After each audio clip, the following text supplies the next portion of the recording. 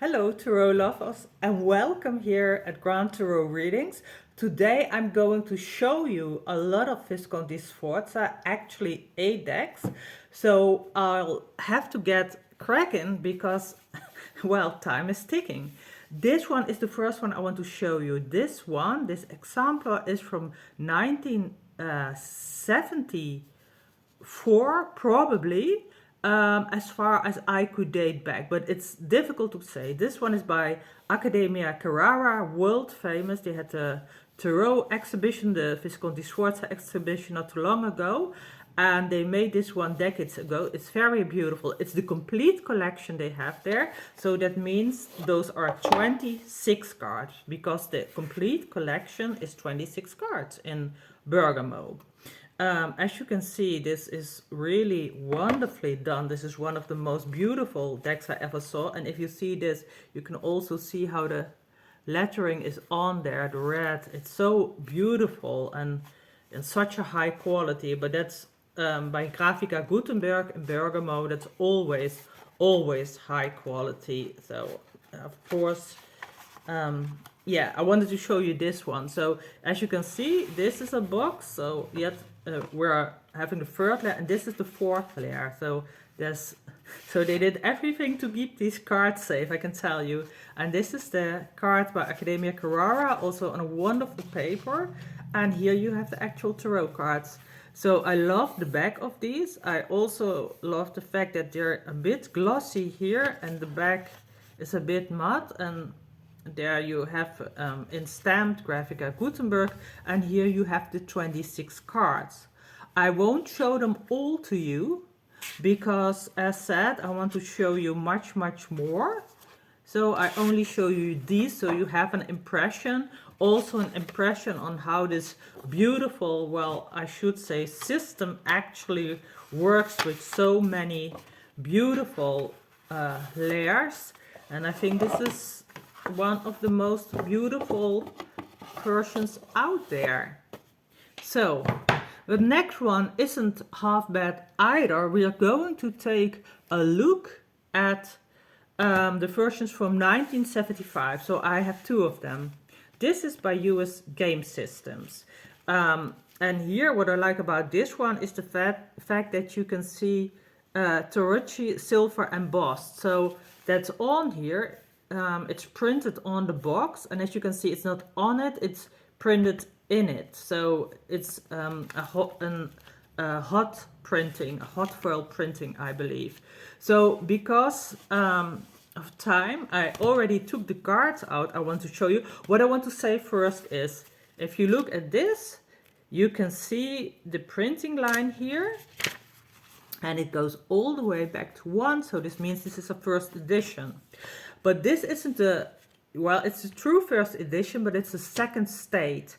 Because in the first state, Kaplan made 500 copies with Gutenberg, and he had 4 missing cards restored as pencil drawings. But later he used these restorations in color. So it's a second state of a first edition, and these are colored, and these are well known and still rare, but not so rare as the black-white line printings one. So what's interesting here, what I find peculiar, is that what they did here to reconstruct the 3 of Swords, so that's one of the cards that's missing, is that they took the 5 of Swords and omitted 2 swords, and then you have this really strange elongated handle, but that's the way they try to solve it. So in the same year you had Dal Negro, and they published this version.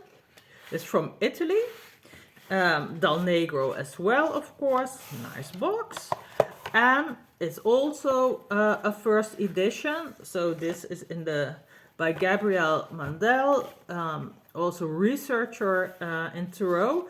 And this is in the series Monumenta Longobardica. And you also have a French export edition that's quite the same as this one.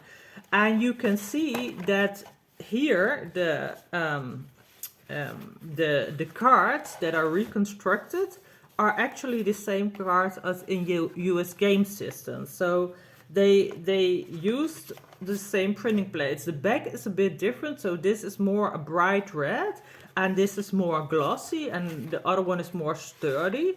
But the size is also a bit the same, but it's interesting to see that they used kind of the same drawing. So if I compare them, you can see there's of course a variation in color, but they're pretty the same.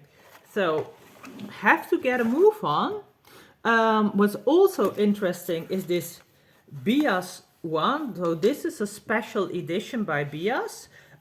This is a corporate commission, so this was never in store for sale. This is from 1978, and these cards are also very beautiful, also the same design.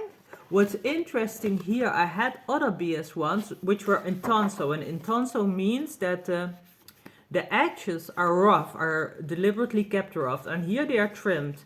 And also that one has a more reddish backside, and this one has a brown backside. So that's actually more rare, this one. And the drawing is, the design is the same. I really, really love this Bias one from 1978. It's really good quality. And let's see, yeah, the booklet in there. So referring to the original, and this is made by Gutenberg, and that's also peculiar because the version from Bias, the other version from Bias, is from Grafica Gutenberg. So this is a Gutenberg edition that's very, very rare to see. That's not so common. So that's from 1978. And here, this is very beautiful. This is actually younger. This is from 1977, but this is also from Bergamo. This is a Lucetti edition, and I really love it. You can see this is on there. This is in black and white. This is a card in color they did on there, and with the beautiful ribbons, and it looks pristine. So as said, probably 1977, but I'm not sure. And if you open this, you see here, so a very beautiful booklet. I Tarocchi Visconti Corleone, also Gabriele Mandel, Lucetti Bergamo, and Lucetti was a person who was a printer and a photographer, Domenico Lucetti, and he had a shop there, and he was very much into regional history, and I believe this is the only deck that he made worldwide that is for sale now. And he made this beautiful deck, but he made these cards. So for the reconstructions, this is the devil, and this is the tower, and these are attributed to Il Meneghello 1996. But this edition is much older than 1996. So I don't so much like what they did here with a Knight of Coins. It's a bit childlike. It doesn't really seem to fit in with the rest. But anyway, this is interesting. So that it is said that this is Il Meneghello 1996, but it isn't. It is older. So I would be very interested to see where they are from. And we are moving on. Pierpont Morgan 1994. And this is also US Game Systems. AGM Muller. Oh my God. This is yeah, I'm now rushing a bit. So, and what you see here, once you see it, you can't unsee it. They did a better job here with the Three of Swords, I feel. Stuart Kaplan did. This is from 1994. And here he asked, nonetheless, the Luigi Scapini to make these cards. Well, not many people like it, but I think you really can see Scapini's use of color and design here.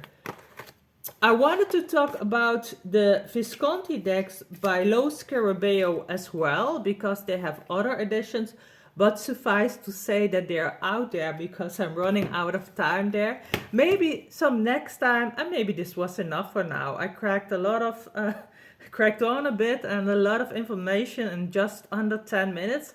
Love to see you next time. Bye bye.